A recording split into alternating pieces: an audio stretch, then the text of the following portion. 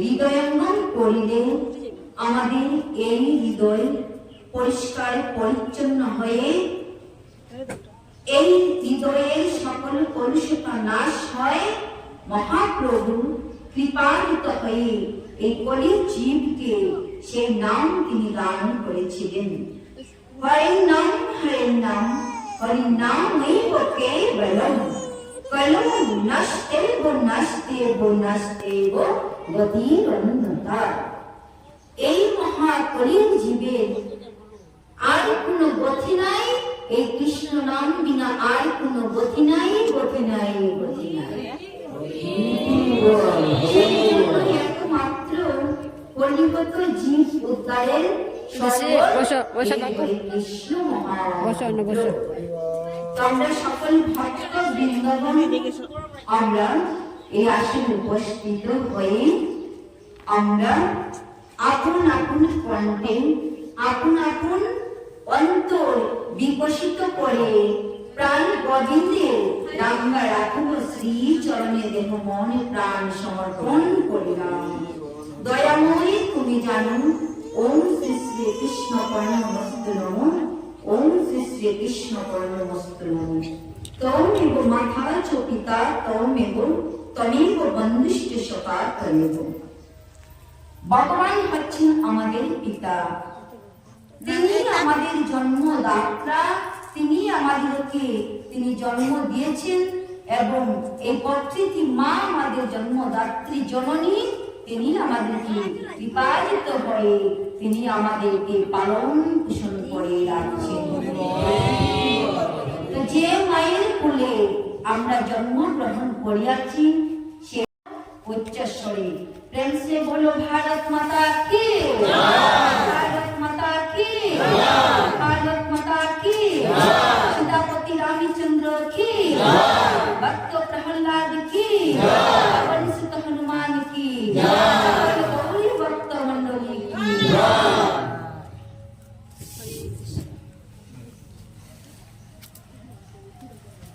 দাপর যুগের প্রায় শেষার্ধে যখন কৃষ্ণ দ্বৈপায়ন ব্যাসদেব দেখলেন ভগবান শ্রীকৃষ্ণ অন্তর্ধান হয়েছেন, জীব ধীরে ধীরে তাদের ধর্ম থেকে বিচ্ছুরিত হচ্ছে, তাদের মনে কোনো শান্তি নাই, তাদের অন্তরে কোনো ভক্তি নাই। তখন মনে মনে ভাবলেন, কোথায় বসে ভাবলেন? হিমালয়ের নিকটে হরিদ্বারে গঙ্গা নদীর তীরে সমপ্রাস নামক আশ্রমে বসে তিনি জীবের কল্যাণের জন্য, জীবের মুক্তির জন্য, জীবের মঙ্গল সাধনের জন্য তিনি বড় দুঃখার্ত হয়ে ভাবতে লাগলেন, কি করা যায়, এই জীবদেরকে কি করে পুনরায় পথে আনা যায়। কারণ ভগবান সর্বপ্রথম বিপশ্যনা সূর্যকে জ্ঞান প্রদান করেছিলেন, কিন্তু কালের বিবর্তনে ধীরে ধীরে এই জ্ঞান প্রায় লোপ হতে চলছে। জীবের মঙ্গল সাধনের জন্য, জীবের মুক্তির সাধনের জন্য তিনি ভাবতে লাগলেন। মায়ামুক্ত জীবের নামে কৃষ্ণ সত্য জ্ঞান, জীবের কৃপা করে করলেন কৃষ্ণ বেদার পুরাণ। তিনি যখন পরাশর মুনির পুত্র, তিনি পদ্মগঙ্গা গর্ভে জন্মগ্রহণ করেছিলেন, তখন ওনার নাম ছিল কৃষ্ণ। কারণ কৃষ্ণের সপ্তদশ অবতার, 17 নম্বর অবতার। আর দ্বীপে জন্মগ্রহণ করেছিলেন বলিয়া ওনার নাম হয়েছিল কৃষ্ণ দ্বৈপায়ন। বেদকে বিবাহ করেছিলেন বলে ওনার নাম হয়েছিলেন বেদব্যাস। তাই উনার নাম হলো কৃষ্ণ দ্বৈপায়ন বেদব্যাস, যিনি এই শ্রীমদ্ ভাগবতমের রচনা করিয়াছিলেন। আমাদের অত্যন্ত জানার প্রয়োজন। অনেক সাধুগুরু বৈষ্ণব ভাইরা আসলে আছেন, সবাই জানেন, কিন্তু কোন কোন মায়েরা আছেন উনাদের জানা নেই। তো আমি যখন এই শ্রীমদ্ ভাগবতের কথা বলবো, উনাদের জীবন বৃত্তান্ত বলবো, হয়তো আমার মতো অদমে ভুল হতে পারে বা ভুল হবে। সেই জন্য আমি সাধুগুরু বৈষ্ণবের রাঙ্গা শ্রীযুত চরণ কমল পদ্মে আমি দণ্ডবত প্রণতি নিবেদন করছি। আমার এই ভুলকে আপনারা কৃপাযুক্ত হয়ে মার্জনা করিবেন, কারণ আমি অজ্ঞান, আমি ভক্তিহীনা, জ্ঞানহীনা, আমার মধ্যে বাসার দোষ রহিয়াছে, জ্ঞান নেই। সেই জন্য আমার অবশ্যই ভুল এবং ভ্রান্তি আমার হবে। এই মন হয়েছে 14 ভুবনের রাজা। মন কোথায় কখন কি করে কোথায় চলে যাবে সেটা কখনোই বলা সম্ভব নয়। আর সেই মুহূর্তে আমি অমালাঞ্ছিত হতে পারি। আপনারা আশীর্বাদ করবেন কৃপাযুক্ত হয়ে, যেন এই মহতি সৎসভায়, সাধুগুরু বৈষ্ণবের সৎসভায় আমি কিঞ্চিত মাত্র শ্রীমদ্ ভাগবতম কথা গুণলীলা কীর্তন করিতে পারি। এই যে কৃষ্ণ দ্বৈপায়ন ব্যাস, তিনি হচ্ছেন ভগবান কৃষ্ণের অবতার। यदा यदा हि धर्मस्य ग्लानिर्भो भवति भारत अद्भुतायनमधर्मस्य तदात्मैनं सृजाम्यहं परित्राणाय साधनं विनाशाय च दोषकृतं धर्म संस्थापनार्थाय सम्भवामि जुगे जुगे। এই যুগে তখন কৃষ্ণ দ্বৈপায়ন ব্যাসদেব তিনি আবির্ভূত হয়েছিলেন। নিজেকে তিনি এই ধরাধামে আমাদের কাছে প্রকটিত করিয়াছিলেন। যখন দেখলেন জীব প্রায় জীবেদের পতন করছে, এখন কি করে এই জীবদেরকে কল্যাণ সাধন করা যায়, কি করে এই জীবের মুক্তি সাধনের পথ তাদেরকে দর্শন করানো যায়, এই রচনা হয়েছে কৃষ্ণ দ্বৈপায়ন ব্যাসদেব। তিনি, আমি বলেছি, তিনি বেদকে বিভাগ করেছেন বলে বেদব্যাস নাম হয়েছেন। কিন্তু এই বেদ হচ্ছে বৃক্ষ, আর এই বেদ বৃক্ষের পাকা ফল হচ্ছে শ্রীমদ্ ভাগবতম। এই বৃক্ষের পাকা ফল যে ভক্তগণ আস্বাদন করিতে পারে তারাই ভগবানের নিত্য চরণ সেবা করিতে। ভক্ত কি চায়? ভক্ত ভক্তের সঙ্গ করিতে চায়। ভক্তের সঙ্গ বিনা কোনো কিছু পাওয়া যায় না। আসলে বিনা, এই সাধু সঙ্গ বিনা কখনোই আমরা ভক্তের চরণ ধুলা পাবো না। এই ভক্তের চরণ ধুলার জন্যই কাঙ্গাল থেকে ভক্ত সমাজে আসা। এই ভক্তগণ আপনারা কৃপা করে সকল ভক্ত বৃন্দগণ মিলে আমার মতো অদলের মস্তকে আপনাদের চরণ ধুলি প্রদান করুন।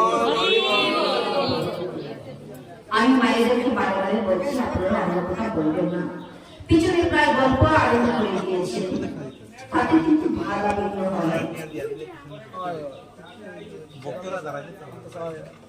এখন কথা হলো, এই যে ভাগবতম, এই ভাগবতম হচ্ছে পঞ্চম বেদ।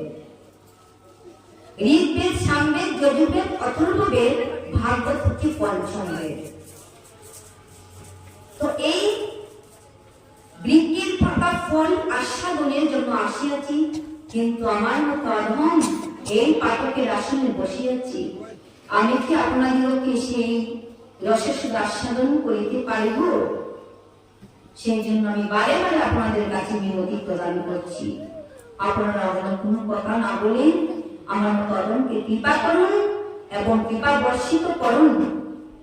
এই ভাগবতের এতই মহিমা, এতই কৃপা, আমরা একসাথে এই আকাশে যদি সমস্ত তারকা একসাথে প্রস্ফুটিত হয় আকাশে ফুলের মতো, এক একটি তারকা গুণে যদি শেষ করিতে পারি, কিন্তু আমরা এই ভাগবতের গুণলীলা কীর্তন করা সম্ভব নয়। অবিরাম ধারায় যদি বৃষ্টি বর্ষিত হয়, বৃষ্টির ফুটাও যদি কোন ভক্ত এক একটি করিয়া বর্ণনা করিয়া শেষ করিতে পারে, তথাপিও ভাগবতের বর্ণনা করিতে নারে হরিব। তো কৃষ্ণ দ্বৈপায়ন ব্যাসদেব এই বিচার করে নিজের আশ্রমে বসে জীবের মুক্তি সাধনের কথা ভাবছেন। এমত সময় বৈকুণ্ঠ থেকে দেবর্ষি নারদ তিনি এসেছেন ওই শিষ্যকে দর্শন করার অভিলাষে। যখন দেখলেন আশ্রমে বসিয়া কৃষ্ণ দ্বৈপায়ন বেদব্যাস বড় ব্যস্ত হয়ে, বড় চিন্তামগ্ন হয়ে বসে আছেন, গুরুদেবকে যখন দেখলেন তখনই উঠে আসন প্রদান করলেন, সশ্রদ্ধি প্রণতি দণ্ডবোধ প্রণাম নিবেদন করে বললেন, হে গুরুদেব, আমার মত অদমকে আপনি কৃপা করুন। শ্রী নারদজি বললেন, মহামুনি বেদব্যাস, আজ আপনাকে দেখিতে যেন বড় চিন্তামগ্ন অবস্থায় আছেন, এই ভাব দেখাইতেছে। এমন কি বিষয় যে আজকে এত দুঃখ মনে, এত চিন্তামগ্ন হয়ে বসে আছেন? আমি কি তার সবিশেষ জানতে পারি? বলছি, হে গুরুদেব, আপনার কাছে যদি আমি না বলি, তখন আমি আর কার কাছে বলবো? এই জগতে বলার মতো আমার আর কি আছে দয়াল? একমাত্র আপনি আমার এই মনের সংশয় দূর করিতে পারেন। একমাত্র আপনি কৃপাযুত হয়ে আমার এই মনের দুঃখ দূর করিতে বলেন। বলেন তো এমন কি? বলছে, হে গুরুদেব, আমি 18 পুরাণ রচনা করেছি, মহাভারত রচনা করেছি, কিন্তু আমার মনে হইতেছে এই জীবদের দুর্দশা দেখে আমার আরো যেন কে যেন আমার বাদ পড়ে গেছে। এবার গুরুদেব নারদ ঋষি বললেন, হে বৎস, তুমি সব কিছু রচনা করেছ, তার সবই জীবের মুক্তির জন্য, মঙ্গলের জন্য, কিন্তু তার মধ্যে যে ভগবানের লীলামৃত রসসুধার কথা, সেই লীলামৃত রসসুধার কথা সাধন বিনা এই জীবের মুক্তি সাধন হবে না। হরিবল। তো বলছে কি করে? এখনই যে অবস্থা, প্রায় দাপর যুগ শেষার্ধ, কিন্তু আগত কলির যুগে কেমন দশা হবে সেই বিষয়ে আমি দুঃখে কাতর হয়ে আছি। বলছে, শুনো বৎস, তুমি সাধু সঙ্গ করো, কারণ সাধু সঙ্গ সর্বশাস্ত্রে কয়, আর লবমাত্র সাধু সঙ্গে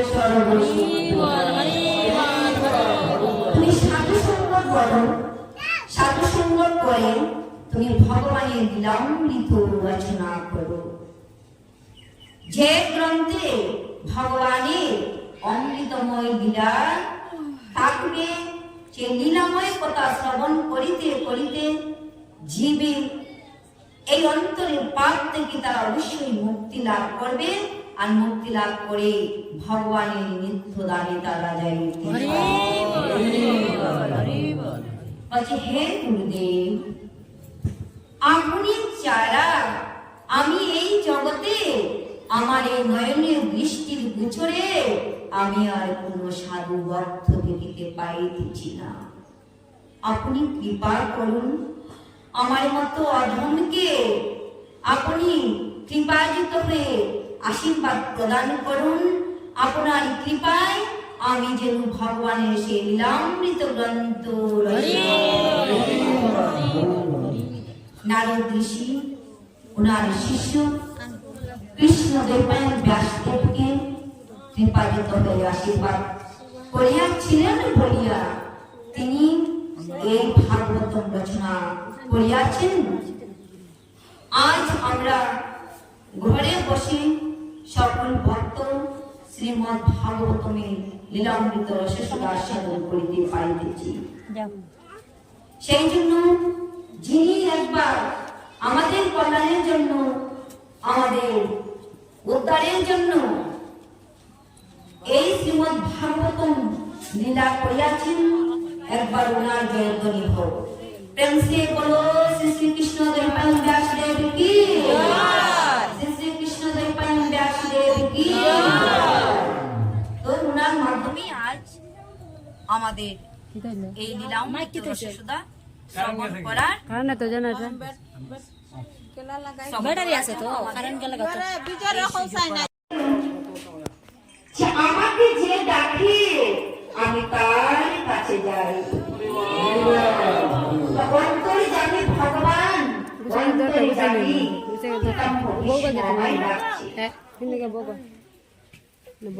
যখন এসেছে গুণরা মুখে মুখে হাসিনি, হাতে বাসিনি, ওই বল। তারপরে পিতামহ বিষ্ণু দেখে বলছে, ওগো দয়াময়ী দয়ালু হরি, ভবের কান্ডারি